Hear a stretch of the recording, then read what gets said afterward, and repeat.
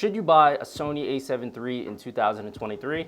Let's talk about it. Now, this video is not sponsored by Sony. I just happen to use their products. Back when the A7 III came out, actually, I feel like when every camera comes out, it is a new revolutionary technology. I think there's maybe about a 5-year difference between the Sony A7 II and the A7 III. And since the A7 III has come out, there's even a newer version, which is the Sony A7 IV. Now, I actually dropped a video talking about the Sony A7 IV and my recommendations on that camera versus this one, the A7 III. But just to kind of summarize it, in that video, I mentioned that the A7 III kind of isn't worth buying brand new in comparison to the A7 IV. Because if you're gonna buy both brand new, the difference is less than $1,000 and you get a pretty decent amount more for the A7 IV brand new. So why did I pick up a Sony A7 III in 2023? Well, I still think it's a really valid camera. Now, in my video talking about the A7 IV, I mentioned that it's not really worth it to buy this camera brand new. Actually, I just mentioned it a few minutes ago that it's not worth buying this camera brand new. But the used market for it is actually pretty affordable. Now, I had an A7 III for several years, and this isn't the one that I originally bought. I sold that one because after I bought the A7 IV, I really couldn't justify the purchase at the time. So I had to get rid of another camera in order to essentially pay off the A7 IV. But since then, I've found myself needing more reliable camera bodies than I do one expensive camera body.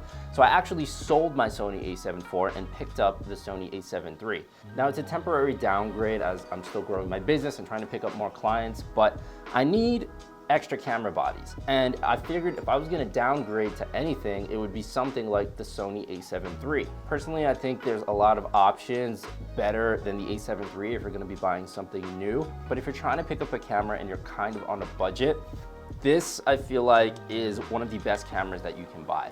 For around $1,300, which is what the asking price for this camera was, you can get a Sony A7 III, maybe a couple of extra accessories, and I've seen A7 IIIs go for maybe even $1,000. In that price point, you're getting a slightly used camera body for like $500 cheaper than what the brand new cost is. You're getting something that can shoot 1080 at 120 frames a second. It can shoot 4K at 24 and 30 frames per second.